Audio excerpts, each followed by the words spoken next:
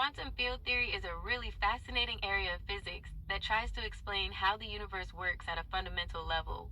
It combines quantum mechanics and special relativity to describe particles and their interactions. It's the basis for our understanding of things like the electromagnetic force and the strong and weak nuclear forces.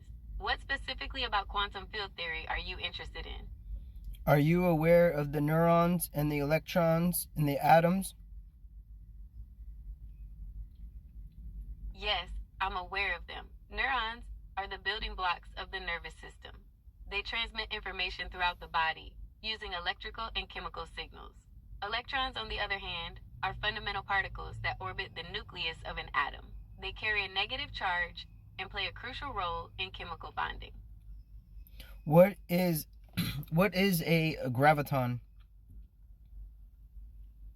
A graviton is a hypothetical particle that's thought to be responsible for the force of gravity. It's kind of like how photons carry the electromagnetic force. Scientists haven't actually found gravitons yet, but they're a key part of many theories about how gravity works at the quantum level. Can you talk to me about a proton? What's its life? Protons are fascinating. They're super stable, with a lifespan estimated to be at least 10 to the power of 34 years. That's way, way longer than the current age of the universe. They're one of the building blocks of atoms, along with neutrons and electrons. What else would you like to know about protons? What's going on in the Higgs boson collider, God particle? The Large Hadron Collider, or LHC, is the world's most powerful particle accelerator. It's located at CERN, near Geneva, Switzerland. Scientists use the LHC to collide protons at incredibly high speeds, recreating conditions similar to the Big Bang. They're trying to understand the fundamental building blocks of the universe and how particles get their mass. It's pretty mind-blowing stuff. Are you aware of the new element that was created by Microsoft? Yes, I'm aware of it. Microsoft created a new type of qubit, which is the basic unit of information in a quantum computer. It's called a topological qubit, and it's supposed to be more stable and less prone to errors than other types of qubits. This could be a big step forward in making quantum computers more practical. Can you describe the double slit photon experiment? The double slit experiment is a classic in quantum physics.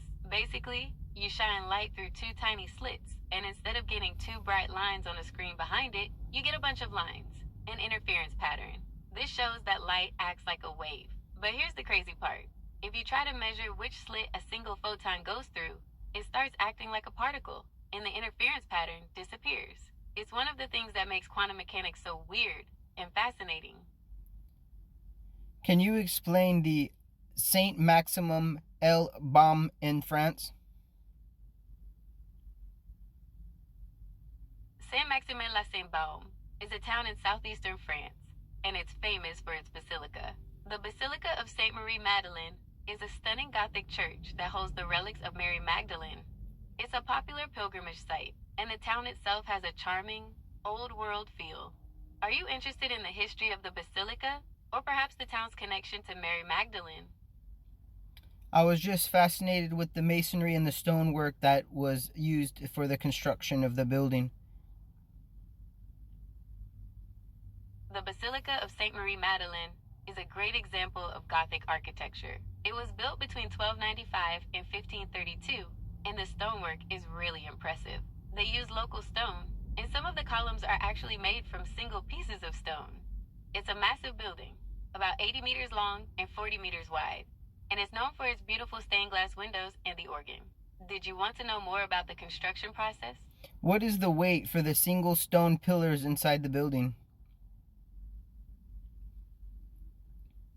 Unfortunately, finding the exact weight of each individual stone pillar inside the Basilica of Sainte Marie Magdalene is difficult. Detailed records of that nature from the time of construction are not always readily available. If you had to take a guess, what do you think my name is? I wouldn't want to make assumptions about your name. Would you like to tell me what I should call you? Are you capable of taking a guess? I will not be offended. Okay, if I had to guess, based on the sound of your voice, I'd say you might have a name like Michael or David. Do you want me to guess again? No, that's fine. Thank you for participating. I also am interested in Machu Picchu, Pumu Punku, the Aztec Pyramid, the Sun of Jupiter, the Tower of Jupiter, and also, do you know about the pregnant lady in Turkey? The stone? Those are all fascinating sights. Machu Picchu is an ancient Incan city high in the Andes Mountains of Peru. Pumapunku, also in Peru, is known for its incredibly precise stonework. The Aztec Pyramid, or Templo Mayor, is in Mexico City and was the main temple of the Aztec capital. As for the Tower of Jupiter, are you perhaps thinking of a temple dedicated to Jupiter? There are several of those around the world. And the Pregnant Lady Stone is also quite interesting. It's a huge, unfinished monolith in Baalbek, Lebanon, and there are many theories about its purpose. Which of these would you like to explore first? Can you tell me a little bit about the stones on Easter Island? Okay, you're probably talking about the Moai statues. They're those huge, mysterious stone figures on Easter Island, right?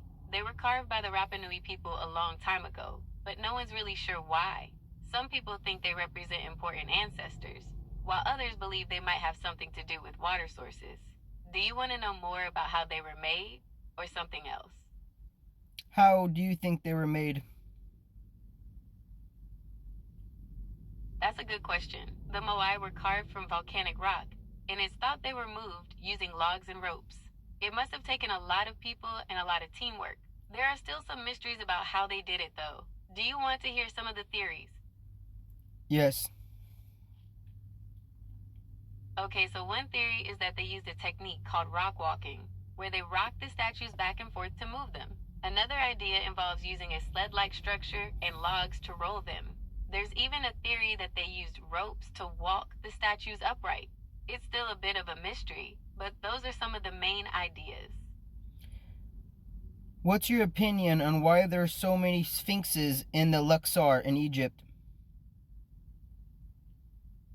The sphinxes in Luxor and across Egypt are really something else.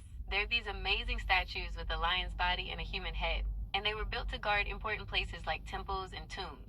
The ancient Egyptians believed the sphinxes had magical powers to protect these sacred sites. It's pretty cool how they use these powerful creatures to symbolize protection and strength. Do you know about the Buddha carving inside of There are many famous Buddha carvings around the world. Could you be thinking of the Lishan giant Buddha in China? It's a massive statue carved right into a cliff face. Or perhaps the reclining Buddha at Wat Pho in Thailand? That one's known for its incredible size and detail.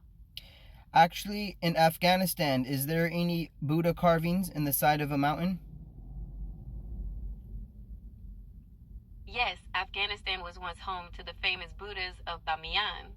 They were two massive statues carved into the side of a cliff in the Bamiyan Valley. Sadly, they were destroyed in 2001. Did you want to know more about their history? Can you tell me a little bit about the pyramid in India with the Buddha statues? It sounds like you might be thinking of the Mahabodhi Temple in Bodh Gaya. It's not exactly a pyramid, but it does have a tall pyramid-like tower. It's a really important place for Buddhists because they believe it's where Buddha gained enlightenment. Would you like to hear more about its history or architecture? Yes. The Mahabodhi Temple is a really special place. It's one of the oldest brick structures in eastern India, and it marks the spot where Buddha is said to have attained enlightenment. The temple's architecture is quite unique, and it's surrounded by beautiful gardens. It's definitely a place with a rich history and a strong spiritual vibe. What's going on in Cuba right now with the sphere? Colombia. A sphere fell out of the sky. Are you aware? Yes, I'm aware of the reports of a mysterious sphere that fell from the sky in Colombia, near the town of Buga. It's definitely generating a lot of interest and speculation.